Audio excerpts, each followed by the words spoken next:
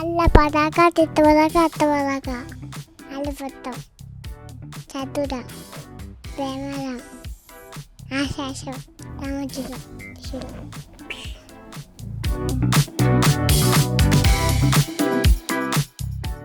നാരായണ ദേവി അതാണോ? പുഞ്ചിരിക്കുന്നു വഞ്ചന കണ്ണാറെ അക്ഷരപ്പൂവിലിട്ടെങ്ങും സുന്ദരി പെണ്ണാറ്. എല്ലാരും ക്ലാപ്പ് ചെയ്ത്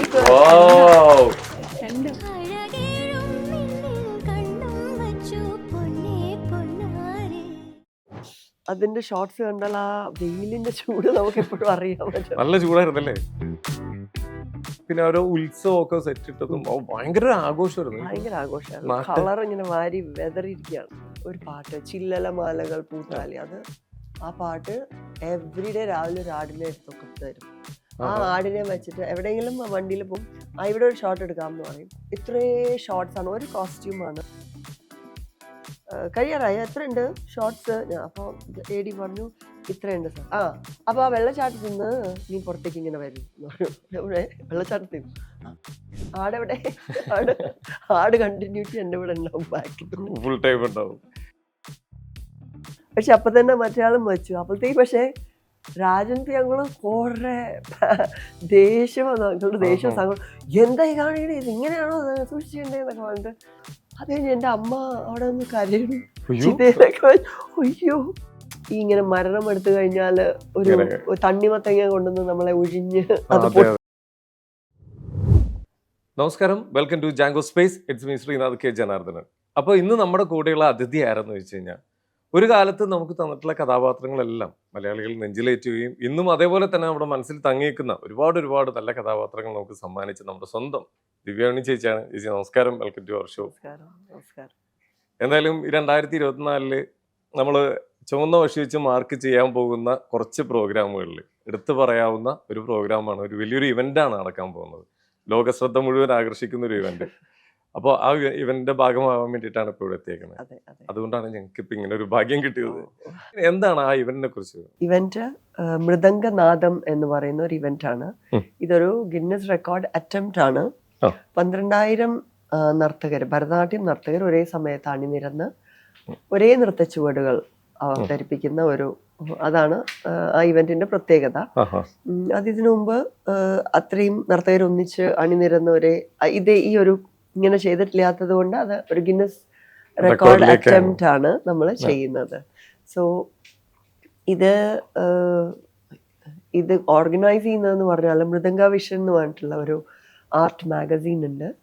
അപ്പോൾ അതിൻ്റെ CEOs ആണ് mister Shameer and mister Nikosh. അവർ രണ്ടുപേരുമാണ് ഇതിൻ്റെ ആ ഒരു ഐഡിയ അവരുടെയാണ്. ഞാൻ ഹ്യൂസ്റ്റണിൽ നിന്നാണ്. അപ്പോൾ ഹ്യൂസ്റ്റണിൽ തന്നെ എനിക്കറിയാവുന്ന ശ്രീമതി പൂർണിമ പിള്ളൈ, പൂർണിമ വഴിയാണ് ഞാൻ ഇവരോട് സംസാരിക്കുന്നത്.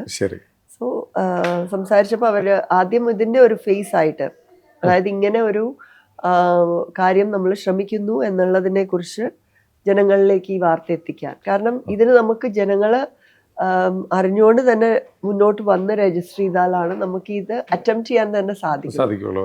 സോ അത് ജനങ്ങളിലേക്ക് എത്തിക്കാനുള്ള ഒരു ഫേസ് ആകുമോ എന്നുള്ള രീതിയിലാണ് ആദ്യമായിട്ട് എൻക്വയറി വന്നത്. അതിനുശേഷമാണ് കോറിയോഗ്രാഫിയും ചെയ്യാനുള്ള ഭാഗ്യം എനിക്ക് ലഭിച്ചത്. വളരെ ബ്യൂട്ടിഫുൾ ആയിട്ടുള്ള ഒരു സോങ് കൈതപ്പുറം തിരുമേനി സാറ് എഴുതിയിട്ട് ദീപാങ്കുരൻജി മ്യൂസിക് ഡയറക്ഷൻ ചെയ്ത് നമ്മുടെ അനൂപ് ശങ്കർജിയാണ് പാടിയിരിക്കുന്നത്. അപ്പം അത് ശിവനെ കുറിച്ച്, ശിവന്റെ താണ്ഡവത്തിനെ കുറിച്ചും കൈലാസത്തിലെ അതിൻ്റെ വർണ്ണനയെ കുറിച്ചും ഒക്കെയുള്ള ഒരു മനോഹരമായിട്ടുള്ള ഒരു ഗാനം. അതിന് ഞാൻ കോറിയോഗ്രാഫി ചെയ്തിട്ട് അത് ഈ രജിസ്റ്റർ ചെയ്യുന്ന ആളുകളിലേക്ക്, സോ നമുക്കൊരു നമ്മളെ ഇതിനു വേണ്ടി സപ്പോർട്ട് ചെയ്യാൻ ഒരു 300-400ഓളം ഗുരുക്കന്മാർ, ഭരതനാട്യം ഗുരുക്കന്മാർ കേരളത്തിൽ നിന്ന് മാത്രമല്ല ഓൾ ഓവർ ഇന്ത്യയിൽ നിന്നും ഗ്ലോബലി ആയിട്ടും നമുക്ക് രജിസ്ട്രേഷൻസ് ഉണ്ട്. പക്ഷെ ഗുരുക്കന്മാര് ഓൾ ഓവർ കേരളയിൽ നിന്ന് നമുക്ക് ഒരുപാട് പേര് സപ്പോർട്ടിനായിട്ട് വന്നിട്ടുണ്ട്. സോ അവര് രജിസ്റ്റേർഡ് ആണ് വെബ്സൈറ്റിൽ. അവരുടെ കീഴിലാണ് വരുന്ന പാർട്ടിസിപ്പൻസ് രജിസ്റ്റർ ചെയ്യുക. സോ നമ്മളുടെ ആ ഒരു ട്രഡീഷൻ ഉണ്ടല്ലോ, ഗുരുമുഖത്ത് നിന്ന് പഠിച്ചിട്ട് പ്രസന്റ് ചെയ്യുക എന്നുള്ളത് കീപ്പ് ചെയ്തുകൊണ്ട് തന്നെ അവരെ ട്രെയിൻ ചെയ്യുന്ന ഈ ഗുരുക്കന്മാരായിരുന്നു. ആൻഡ് ദെൻ അവരെല്ലാവരും, അപ്പോൾ ഓരോ ഗുരുവിന്റെ കീഴിലുമുള്ള ശിഷ്യഗണങ്ങൾ എല്ലാവരും അന്ന് അവിടെ അസംബിൾ ആവും. അങ്ങനെ groups and groups of people വന്ന് നമ്മളെല്ലാവരും ചെയ്യാൻ പോകുന്നത് ഒരേ താളത്തിൽ, ഒരേ രാഗത്തിൽ, ഒരേ മൂവ്മെന്റ്സ് എല്ലാം നമ്മളെല്ലാരും വെയിറ്റ് ചെയ്തിരിക്കണം. എന്തായാലും ശരിക്കും ഒരു 12,000 നർത്തകർ ഒരുമിച്ച് കൂടാന്നൊക്കെ പറഞ്ഞാൽ ചെറിയൊരു പരിപാടി വലിയ. ശരിക്കും എത്ര നാളെ ഇതിന്റെ പ്ലാനിങ്ങും പരിപാടികളൊക്കെ സ്റ്റാർട്ട്? ഇത് ഏകദേശം ഒരു 7-8 മാസത്തോളമായി ഇതിന്റെ ഓരോരോ സ്റ്റെപ്പായിട്ട് ഇതൊരു ഐഡിയ നമ്മൾക്ക് ഉണ്ടായിരുന്നു. പിന്നെ അതിന്റെ സ്റ്റേജ് 1 ആയിരുന്നു ഇത് അവതരിപ്പിക്കുക എന്നുള്ളത്. പിന്നെ സ്റ്റേജ് 2 നമ്മൾ രജിസ്ട്രേഷൻസ് സ്വീകരിച്ചു തുടങ്ങി. അപ്പൊ ഗുരുക്കന്മാര് വഴി അവരുടെ സ്കൂളുകളിൽ താല്പര്യം കാണിച്ച കുട്ടികളെ രജിസ്റ്റർ ചെയ്യും. അതല്ലാണ്ട് ലോകത്തെമ്പാടുള്ള അടുത്തുനിന്ന് നമുക്ക് ഇൻട്രസ്റ്റ് വന്നു, ഞങ്ങൾക്ക് എങ്ങനെ ഇതിന് ഭാഗമാകുവാൻ കഴിയുന്നു. അപ്പോൾ ഈ ഗുരുക്കന്മാരുടെ കീഴിലേക്ക് തന്നെ നമ്മൾ അവരെ ഡയറക്റ്റ് ചെയ്യും, അവര് ഇതിനുള്ള ഗൈഡൻസ് കൊടുക്കുകയും ചെയ്തു. അതായിരുന്നു സ്റ്റേജ് 2. പിന്നെ സ്റ്റേജ് 3 നമ്മുടെ കയ്യിലേക്ക് മ്യൂസിക് വന്നപ്പോൾ നമ്മളൊരു ചെറിയ ഡാൻസ് ചാലഞ്ച് ഇറക്കിയിരുന്നു. ആ ഡാൻസ് ചാലഞ്ച് ഒരുപാട് പേര് അത് ട്രൈ ചെയ്തിരുന്നു. അത് റെക്കോർഡ് ചെയ്തത് പോസ്റ്റ് ചെയ്തിരുന്നു. പിന്നീട് നമ്മൾ അതിന്റെ ഫുൾ കോറിയോഗ്രാഫി ഈ രജിസ്ട്രേഷൻ ചെയ്തവരുടെ അടുത്തേക്ക് നമ്മൾ എത്തിച്ചു കൊടുക്കുകയാണ് ഉണ്ടായിട്ടുള്ളത്. കൂടാതെ നമുക്ക് കല്യാൺ സിൽക്സ് നമ്മൾക്ക് അതിനു വേണ്ടി എല്ലാവർക്കും കൊടുക്കാനുള്ള സാരികൾ കസ്റ്റമൈസ്ഡ് ആയിട്ട് മൃദംഗനാഥത്തിന്റെ ആ ഒരു ലോഗോ വെച്ചിട്ടുള്ള സാരി നമ്മൾ എല്ലാവർക്കും എത്തിച്ചു കൊടുക്കും, രജിസ്റ്റർ ചെയ്ത എല്ലാവർക്കും. അങ്ങനെ അതിന് ഒരുപാട് സ്റ്റെപ്സ് ഉണ്ടായിരുന്നു. അതങ്ങനെ നമ്മളെ ഇങ്ങനെ നയിച്ചുകൊണ്ട് പോയി ഒരു ശക്തി, അതൊരു ഡെവലപ്പായി. അതെ, ശരിക്കും ഉടം വരെ ഇപ്പൊ എത്തി. ഇനിയിപ്പോ ഒരു മാസം കൂടി കഴിഞ്ഞ് കഴിഞ്ഞാൽ നമുക്കിത് അരങ്ങേറാൻ പോവാണ്. അത് കഴിഞ്ഞ് കഴിയുമ്പോഴത്തേക്കായിരിക്കും എല്ലാവർക്കും ഒരു സമാധാനം, ഒരു സക്സസ് ഇല്ലേ. ശരിക്കും ഇത് ഇപ്പൊ ഇന്ത്യയിൽ ഇപ്പൊ ഇങ്ങനെ ഇന്ത്യയിൽ നിന്ന് എല്ലാ ഭാഗത്തുനിന്നും ആളുകൾ വരുന്നുണ്ട്. ശരിക്കും ഇതിപ്പോ ഇനിയിപ്പോ അമേരിക്കയിലൊക്കെ ഇതുപോലെ ഒരു ഇവന്റ് ഒക്കെ ട്രൈ ചെയ്യാവുന്നതല്ലേ? അല്ലേ?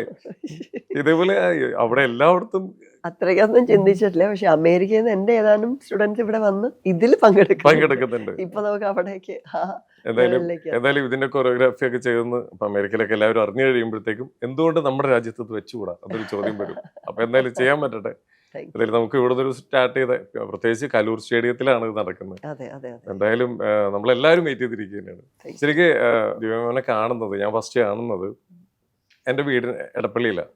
അപ്പോൾ ഒരു സീരിയലിന്റെ ഷൂട്ടിന് വേണ്ടിയിട്ട് ഞാൻ ആദ്യമായിട്ട് അടുത്ത് കാണുന്ന ഒരു സിനിമാടി മാമാണ്. നമ്മുടെ അവിടെ ഒരു കടവില്, ഒരു മുട്ടാർ കടവ്, അവിടെയായിരുന്നു അതിന്റെ ഷൂട്ട് നടന്നിരുന്നത്. ശംഖുപുഷ്പം എന്ന് പറഞ്ഞ സീരിയൽ. അതായിരുന്നു ഭയങ്കര ചെറുപ്പത്തിലെ. അപ്പോഴാണ് ഞാൻ അത് കാണുന്നത്. പിന്നെ ഇന്നിപ്പോ ഞാൻ ഇങ്ങോട്ടേക്ക് വരുമ്പോ ഞാൻ അമ്മേനോട് പറയായിരുന്നു, ഞാനിപ്പോ അന്ന് അമ്മ എന്നെ കൊണ്ടേ ഷൂട്ട് കാണിച്ചില്ലേ, നീ ഇന്റർവ്യൂ ചെയ്യാൻ പോകുന്നത്.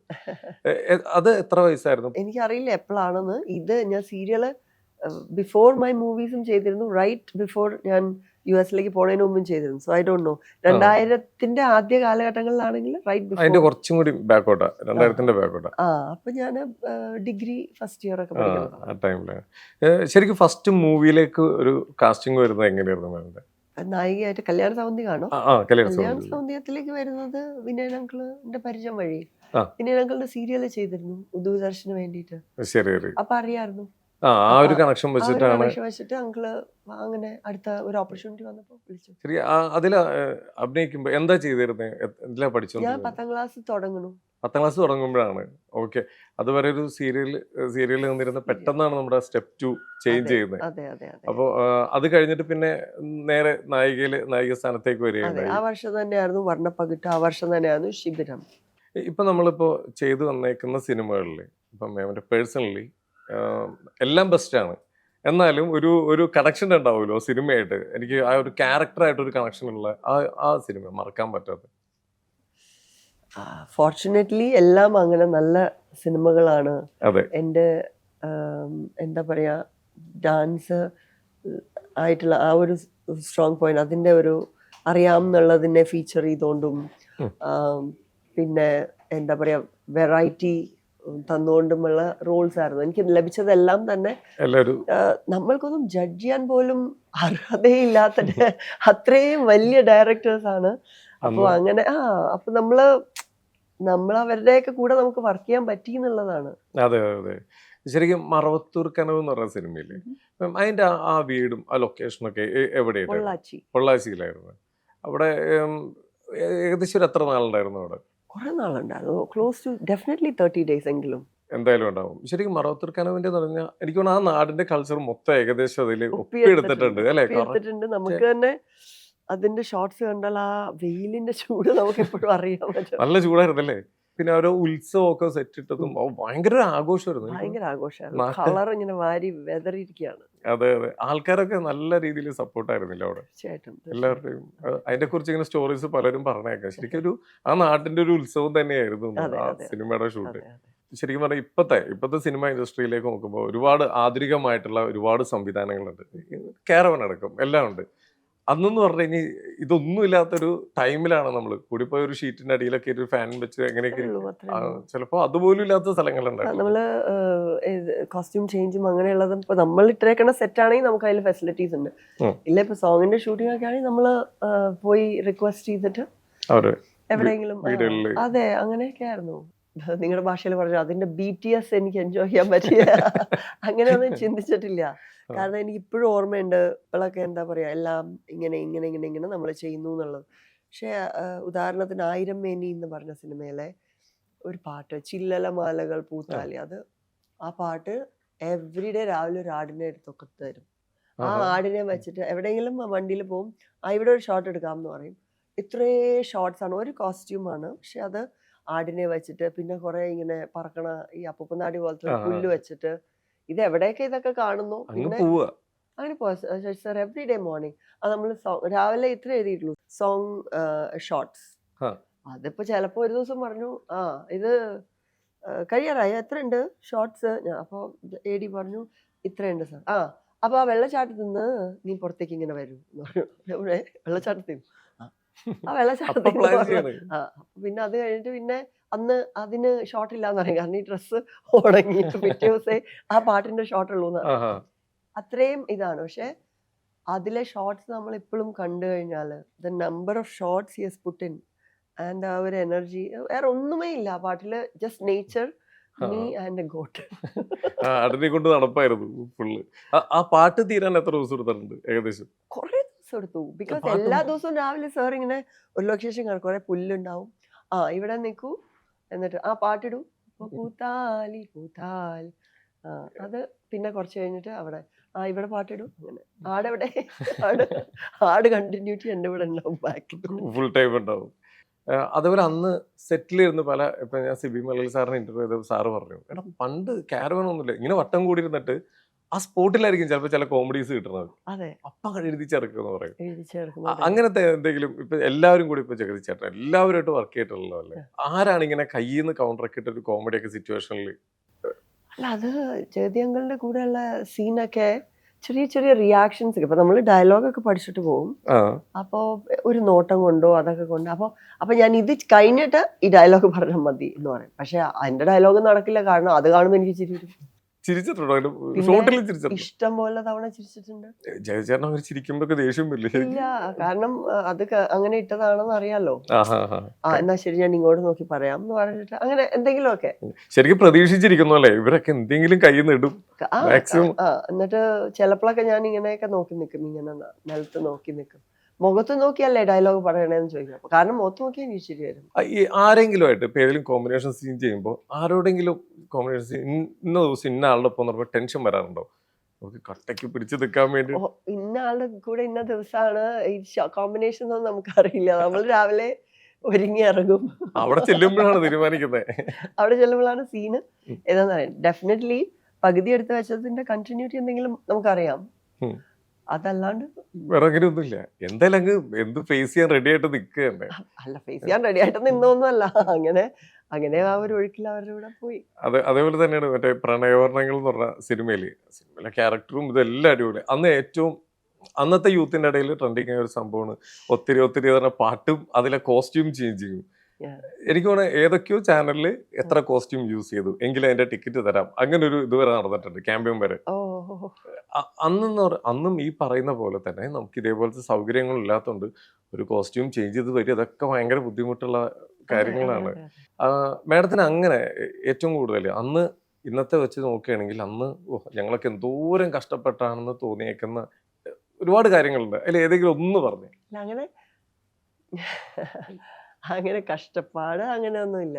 അത് ചില സമയത്ത് നമ്മൾ പ്രിപ്പയർഡ് അല്ലാത്തപ്പോൾ ഇപ്പോൾ അതിൽ തന്നെ ഒരു ബീച്ച് സീക്വൻസ് ഉണ്ട് ആ പാട്ടിൽ. അപ്പം നമ്മളവിടെ ബീച്ച് ഷോർട്സ് എടുക്കാനാണ് പോയത്. പക്ഷേ അതിന്റെ അവസാനം ഞാൻ അതിലേക്ക് ചാടി ഇങ്ങനെ മറിഞ്ഞു വീഴണ പോലെയൊക്കെ അങ്ങനെയാണ് ആ പാട്ട് ഐ തിങ്ക് അവസാനിക്കുന്നു മിഡിലിൽ എവിടെയോ. അപ്പൊ അതൊക്കെ അൺപ്ലാൻഡ് ആണ്. പിന്നെ നമ്മള് തിരിച്ചു കയറി വന്നിട്ട് എങ്ങനെ ഹോട്ടലിലേക്ക് എങ്ങനെ എത്തും, നമ്മൾ ഇങ്ങനെ തന്നെ പോണോ, കാറ് ചീത്തയാക്കണോ, അതോ അങ്ങനത്തെയൊക്കെ കുറച്ച് കൺഫ്യൂഷൻസ്. പിന്നെ ആകാശഗംഗയില് ഒരു ആ ചിതയിലേക്ക് എടുത്ത് വെക്കണത് അതെനിക്കിപ്പോഴും ഓർമ്മയുണ്ട്. എന്തൊക്കെയോ ഒരു പേസ്റ്റ് ഒക്കെ പരട്ടി പൊള്ളാണ്ടിരിക്കാൻ. കാരണം ചുറ്റും കത്തിച്ചിരിക്കുകയാണല്ലോ. ചിതയാണ് ശരിക്കുള്ള നമ്മളെ ദഹിപ്പിക്കുന്ന ചിതയാണ്. അപ്പൊ ഇതിലേക്ക് എടുത്തിങ്ങനെ വെക്കണം. അപ്പൊ അതിന് ആളുകളുണ്ട്, ഈ സ്വാമിയുടെ ഹെൽപ്പേഴ്സ് ആയിട്ടുള്ള രാജൻ പി അങ്കിളാണ് തിരുമേനിയായിട്ട്. അപ്പൊ ഇവര് ഇങ്ങനെ വലിച്ചെടുത്തിട്ട് നേരെ എടുത്ത് വെക്കണം. അപ്പൊ മുടി കത്താൻ പാടില്ല, പിന്നെ എനിക്ക് പൊള്ളാൻ പാടില്ല. അപ്പൊ ഇവരെന്ത് ചെയ്തു, ഇവര് വെച്ചപ്പോ ഒരാൾ എന്നെ വെച്ചു, മറ്റേ വെച്ചില്ല. സോ ഞാൻ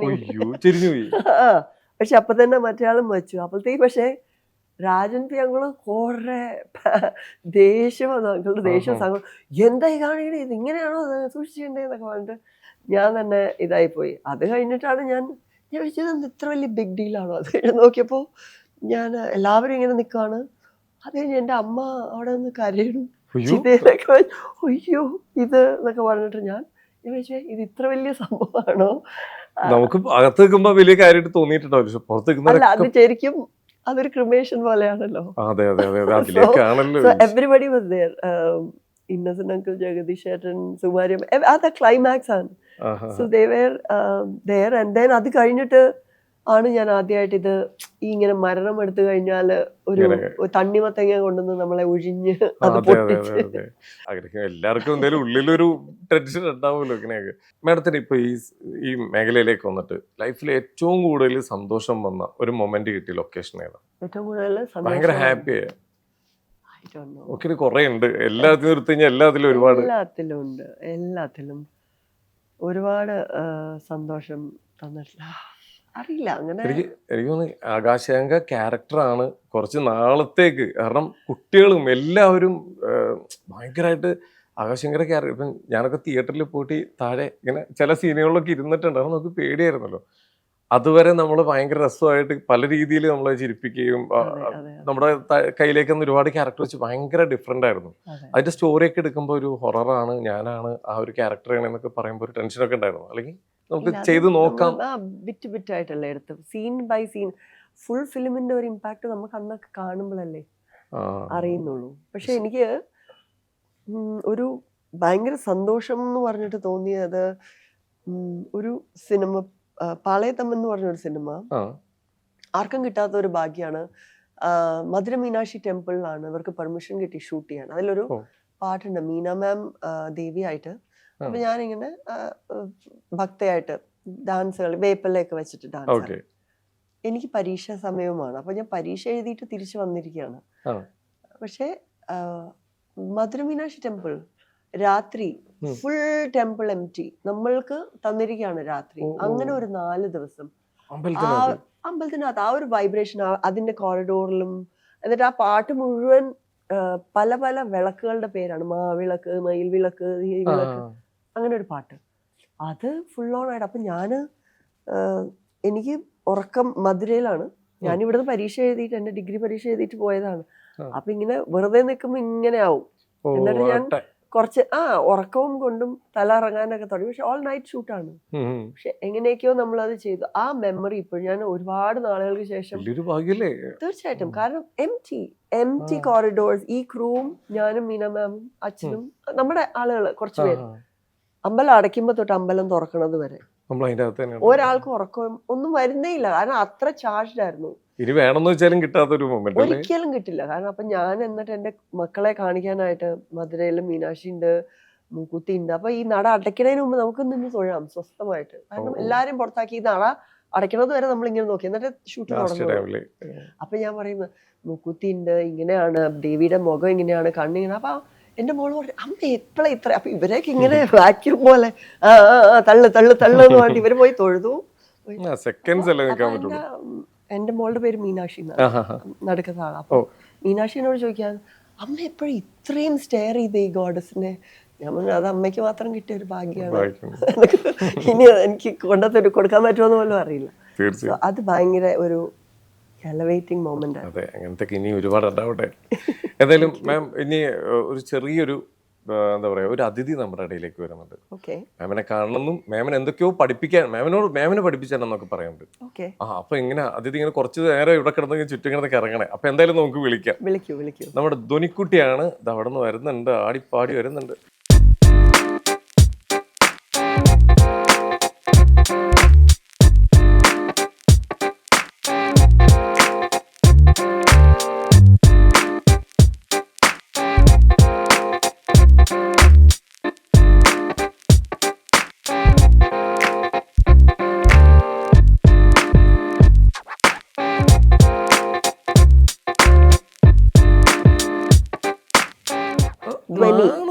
നമ്മുടെ രണ്ടുപേരുടെയും ലെറ്റർ ഒരേ ലെറ്ററിലാണ് നെയിം സ്റ്റാർട്ട് ചെയ്യുന്നത്. ഡി.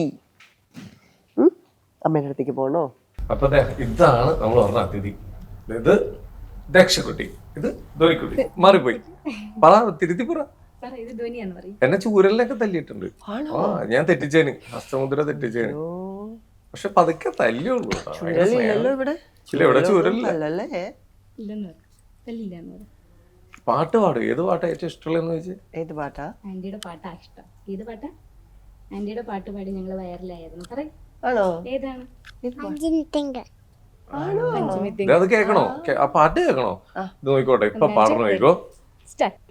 ഏതായിരുന്നു? ഏത് പാട്ടാ? കൃഷ്ണന്റെ പാട്ടാണോ? അല്ല, പഞ്ചമിത്തിങ്കളാന്ന് പറയും. അല്ല, ദേവിയുടെ പാട്ടാണ്. ദേവിയുടെ പാട്ടാണോ? ഏത് പാട്ടാ? ആ, പഞ്ചമിത്തിങ്കൾ. ആ പാട്ട് എങ്ങനെയാണ്? അമ്മേ നാരായണ ദേവി അതാണോ? അങ്ങനെയാണോ? പാടിക്കൊടുത്തേ. അങ്ങനെയല്ല. പുഞ്ചിരിക്കുന്നു വഞ്ചന കണ്ണാരെ അക്ഷരപ്പൂവിലിട്ടൊന്നും സുന്ദരി പെണ്ണാരെ. Very nice. ഇതൊക്കെ എങ്ങനെയാ പഠിക്കണേ? ആരാ പഠിപ്പിച്ചെന്നെ? മുത്തമ്മ. മുത്തമ്മ എന്നാ വിളിക്കണേ. എങ്ങനെ പഠിപ്പിക്കും? പാടി പാടി പഠിപ്പിക്കോ അതോ? തന്നെ പഠിച്ചതാ. ഞാൻ ചേച്ചിയെ പഠിപ്പിക്കും, അവള് കണ്ടുപഠിക്കും. കണ്ടുപഠിച്ചതാണോ? തന്നെ പഠിച്ചതാണെന്നാണ് അവള് പറഞ്ഞത്. തന്നെ പഠിച്ചതാണോ? തന്നെ പഠിച്ചു. ആരെങ്കിലും പഠിപ്പിച്ചു കൊടുത്തോ? പിന്നെ ഞങ്ങള് തുടങ്ങാൻ പോകണുള്ളൂ. ഇതിപ്പോ സാമ്പിള് അല്ലേ? നമ്മുടെ ഹസ്തമുദ്രയ്ക്കില്ലേ എന്നെ പഠിപ്പിച്ചൊന്നുമില്ലേ അല്ലേ? 52 ഇത് ഒറ്റയ്ക്ക് പഠിച്ചതാ, നോക്കിയിരുന്നു. മുദ്ര എന്താ? ഏതാ മുദ്രകള് കാണിച്ചു കൊടുത്തു. മുദ്ര എന്ന് പറഞ്ഞാ പറഞ്ഞേ എന്താന്ന് അറിയില്ല, ആന്റിക്ക് അറിഞ്ഞുകൂടാന്ന്. പിന്നെ പറഞ്ഞു കൊടുത്തു ഏതൊക്കെയാ ഉള്ളത്. ഇല്ലെങ്കിൽ ഞാനിപ്പോ കാണിക്കും. ഞാൻ കാണിക്കും. എനിക്ക് കാണിച്ചത് പതാക. ഇതാണോ പതാക? ഇതല്ലേ? ഇതാണ് പതാക. ആണോ? ഒന്നും അറിയില്ല. അതാണോ പതാക? രണ്ടാമത്തെ ഏതായിരുന്നു? തൃശൂലം. തൃശൂലാണോ രണ്ടാമത്തെ? തൃശൂലം. തൃശൂലം അല്ല. പതാക പതാക അത്തപതാക. ബാക്കി പറയേ. ഇവര് പറയുന്ന കറക്റ്റ് അല്ല. മുഖം, ബാക്കി മയൂരം, ഹതചന്ദ്രൻ, ആഴാളം, യുക്കൊണ്ടം, മുസ്തി, ശിഖരം, കപിത്ത, കലാമുഖം. കടകാമുഖം കഴിഞ്ഞിട്ടുണ്ടാ? അത്രേ ഉള്ളൂ അല്ലേ? ഒരു കടകാമുഖേ ഉള്ളൂ കേട്ടോ. കടകാമുഖം ഇത് കഴിഞ്ഞാല് നേരെ വേറെയുണ്ട്. ഏതൊക്കെ കടകാമുഖം ഉള്ളത്? ഒന്നുമില്ല, അമ്മയ്ക്ക് അറിയില്ല. വേറെ കടകാമുഖം ഉണ്ടോ? കടകാമുഖം ഏതൊക്കെയാണ് പറഞ്ഞു? കടകാമുഖം, പിന്നെ സൂചി. ഇങ്ങനെ സൂചി. സൂചി സൂചി. അത് മുദ്ര ഏതായിരുന്നു? അപ്പൊ സൂചി ഏതോ? ഞാൻ വിചാരിച്ചു സൂചി കഴിഞ്ഞാൽ ഒരു ചന്ദ്രന്റെ എന്തോ വരുന്നുണ്ടായിരുന്നു. സൂചി കഴിഞ്ഞിട്ട് എന്താ? എന്താ അത്? ചന്ദ്രകല. ചന്ദ്രകലയെന്നോ? ബാക്കി പറയും. മാറിപ്പോയി. പിടിക്കേട്ട് പറയൂ. Ready, start. അങ്ങനെ ഒരു മുദ്ര ഉണ്ട്. അതേതാണാവോ? അത് ദക്ഷി ചേച്ചി ഒന്ന് കാണിച്ചു കൊടുത്തേ. പതാക, ത്രിപതാക, അർത്ഥപതാക, അർത്ഥരേമുഖം, മയൂരം, അർത്ഥചന്ദ്രൻ. അർത്ഥചന്ദ്രൻ കഴിഞ്ഞാൽ എന്താണ്? ഇങ്ങനെ എന്തോ ഒരു സാധനമായിരുന്നു. എനിക്കറിയാം. എന്നതത്? ശോകകൊണ്ടം. പിന്നെ ബാക്കി മുസ്തി അമ്മ പിടിച്ചു തരാം, പറഞ്ഞു. വിക്രം കവിത ആ പിന്നെ ഇതെന്താ? കലാമുഖം ഇതോ? കലാമുഖം അത്രല്ലേ ഉള്ളൂ, ഇനി ഇല്ലല്ലോ കടകാമുഖം. ഓ ആ പിന്നെ രോജി ചന്തക്കല പപ്പപോഷ അപ്പശിരശ് മീകശേഷം ശീക്കുമുഖം താങ്കുളം അലുപത്തം ചതുരം പ്രേമരം ആശാസം ആശാസം തന്തസം മുകുളം രാമചുരം ശിരം അഞ്ജലി അങ്ങനെയാണോ അഞ്ജലി? പക്ഷെ ഞാൻ ഇങ്ങനെയാന്ന് വിചാരിച്ചു. ഇതെന്താ അപ്പൊ? ഏതാണ്? കപോതം ബാക്കി കക്കതം സ്വത്തികം തോളം പിന്നെ പുപ്പുതം ഉഷംഗം ശ്രീലിംഗം തോളം പുപ്പുതം ഉഷംഗം കാണിക്കാത്തെന്തോ? കാണിക്കൂടെയും ചെയ്യാം, അറിയത്തില്ല അറിയില്ലെന്നോ. കലാവത്തനം കത്തിരി ശുദ്ധികം കലാവത്തനം ശകടം ശംഖ ചക്രം ശംഭുതം പാശം കീലകം മലശ്യം കൂമം വലാകം കിരീടം നാഗബന്ധം. ഇതാരാ? അടിപൊളി, എല്ലാരും ക്ലാപ്പ് ചെയ്ത്, എല്ലാരും ക്ലാപ്പ് ചെയ്ത്. വാവ്. ചേച്ചി ഡാൻസ് കളിക്കോ? ചേച്ചിക്ക് എത്ര വയസ്സായി? 7.5 വയസ്സ്. 7.5 വയസ്സ്. ഏത് ക്ലാസ്സിലാ? 3 3 എന്താ പഠിക്കുന്ന ഡാൻസില്? കുത്തടവ്. കുത്തടവ്. Okay okay. പഠിപ്പിക്കുന്നത്? ഇതൊക്കെ പഠിക്കുമ്പോ ഒരാൾ അതൊക്കെ നോക്കിയിരുന്ന് അപ്പുറത്ത് വരുന്ന ചെയ്യും അല്ലേ? അപ്പൊ അമ്മയെ ഡിസ്റ്റർബ് ചെയ്യാണ്ട് അനങ്ങാണ്ട് ഇങ്ങനെ ഇരുന്ന് പഠിക്കുവോ? ആണോ? എനിക്കുണ്ട് ഒരു മോള്. ആ കിട്ടിയേക്കുന്ന അവാർഡുകളൊക്കെ പറഞ്ഞു കൊടുക്കും. എന്തൊക്കെയാണ് കേക്കട്ടെ? എന്താണ് വീട്ടിലിരിക്കുന്ന award? India book of records കിട്ടിയെന്ന് പറയും. ആണോ? നമ്മളിവിടെ ഒരു റെക്കോർഡിന് വേണ്ടി നോക്കുവാ. ഓൾറെഡി കിട്ടി. നമ്മുടെ വൈറലായ പാട്ട് ഏതായിരുന്നു? ഏത് പാട്ടായിരുന്നു വൈറലായത്? ഉറങ്ങണ പാട്ട്. ഓ, ഉറക്കം പറ്റണ്ട. ഏത് പാട്ടാ? മാളൂട്ടിനെ പോലെ അല്ലേ? വെച്ച് പഠിക്കാം. കൂട്ടി പാടിക്കൊടുത്തെ ഒരു നല്ലൊരു പാട്ട് പാടി.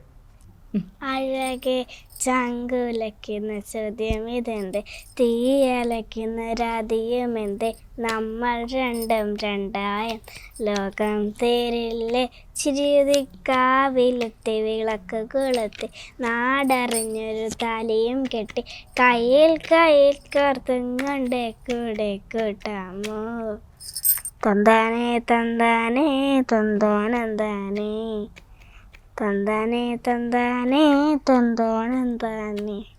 Very nice. വേണ്ടിക്ക് കിട്ടി. അപ്പൊ എന്തായാലും വളരെ സന്തോഷം മാം. എന്തായാലും ഇപ്പൊ വലിയൊരു ഇവന്റിന് നമ്മൾ എല്ലാവരും സാക്ഷ്യം വഹിക്കാൻ പോവാണ്. അപ്പൊ ഞങ്ങളും അതിന്റെ ഒരു പാർട്ടാവുകയാണ് ശരിക്കും എങ്ങനെയൊക്കെയോ. അപ്പൊ എല്ലാം നന്നായിട്ട് നടക്കട്ടെ. ഒരു കാര്യം കൂടി, മൂവിയിലേക്ക് തിരിച്ചിഞ്ഞൊരു വരവ് ഞങ്ങൾ എല്ലാവരും പ്രതീക്ഷിക്കട്ടെ. അല്ല, അങ്ങനെ വരില്ല എന്നൊന്നും ഞാൻ ഒരിക്കലും പറഞ്ഞിട്ടില്ല. എന്നോട് എപ്പോഴും ഇങ്ങനെ ഈ ചോദ്യം ചോദിക്കുമ്പോൾ ഞാൻ പറയും അങ്ങനെ വരില്ല എന്നൊന്നും പറഞ്ഞിട്ടില്ല. അതിന്റെ സമയമാകുമ്പോൾ നടക്കട്ടെ. എല്ലാം നടക്കട്ടെ. ഓക്കെ, എന്തായാലും ഒരുപാട് സന്തോഷം. എന്തായാലും ഈ വരുന്ന ഒരു മെഗാ ഇവന്റിന് ഞങ്ങളുടെ എല്ലാവരുടെയും ആശംസകൾ അറിയിക്കണം. ഒരുപാട് പേരുടെ കഷ്ടപ്പാടാണ് ആ ഒരു ഇവന്റ് എന്ന് മനസ്സിലായി. അപ്പൊ എന്തായാലും ഒരുപാട് സന്തോഷം. എന്തായാലും നമുക്ക് വീണ്ടും കാണാം. ഇതിന്റെ വലിയൊരു ഇതൊക്കെ സക്സസ് ആയിട്ട് നമുക്ക് എല്ലാവർക്കും കൂടി ഒന്നുകൂടി കാണാം. Okay ma'am, thank you.